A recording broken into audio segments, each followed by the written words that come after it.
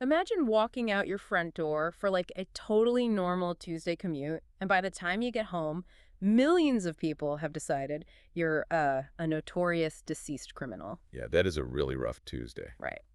Well, welcome to this deep dive. Today, we're pulling from a bunch of articles, interviews, and, social media archives to unpack the completely absurd March 2026 saga of Palm Beach Pete. Oh man, that story is it's wild. It really is. Our mission here is to explore the bizarre, totally unpredictable nature of accidental internet fame, all through this regular guy whose only real crime was having the worst possible physical resemblance. And when we say worst possible, I mean an uncanny match to Jeffrey Epstein. The inciting incident is well, it's crazy. Yeah, set the scene for us. So in March 2026, this Florida local is just driving down I-95. Another driver spots him, pulls out a smartphone, and films him while literally yelling, "Epstein's alive!"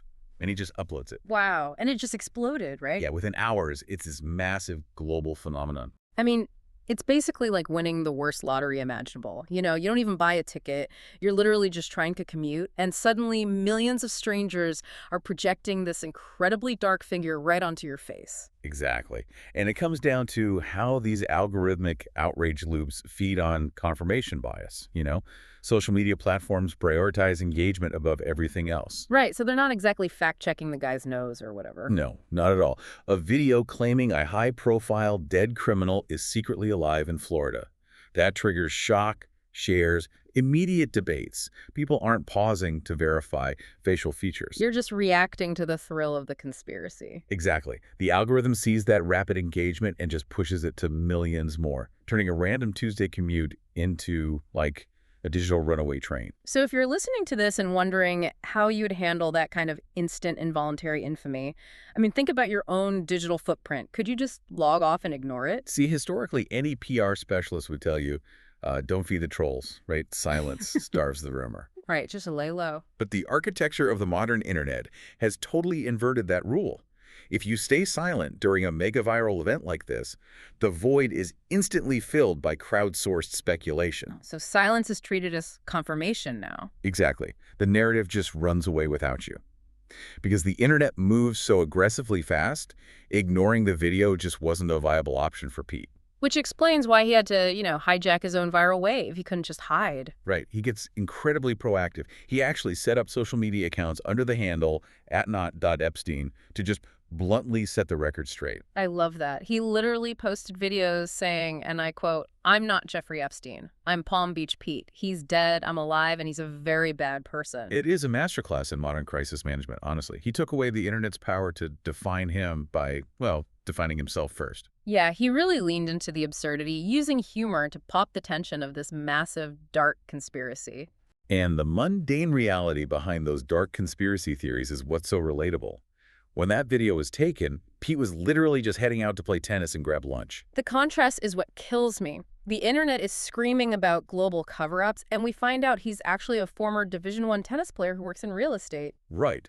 But taking control of the narrative created a totally new, paradoxical problem for him. Ah, how so? Well, the more he proved he wasn't Epstein, the more famous Palm Beach Pete actually became.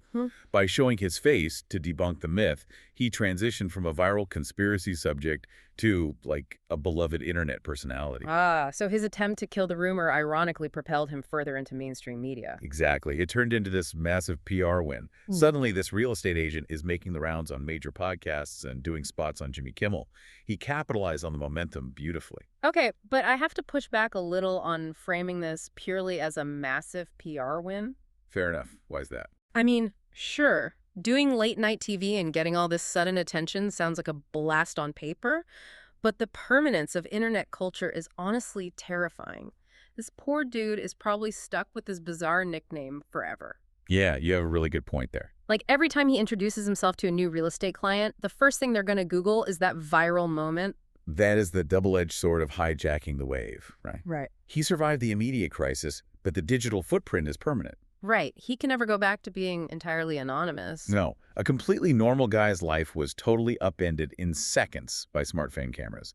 And while he navigated it brilliantly, his face is forever tied to that one unlucky spin of the wheel on I-95. It really is a stark reminder of how fragile anonymity is today. A random camera and an unfortunate resemblance completely overwrote his normal life. It definitely leaves you to consider the reality of navigating public spaces. Totally. I mean, in an era where anyone can be filmed, taken completely out of context, and uploaded instantly for the world to judge, how much of your own public identity is actually still under your control?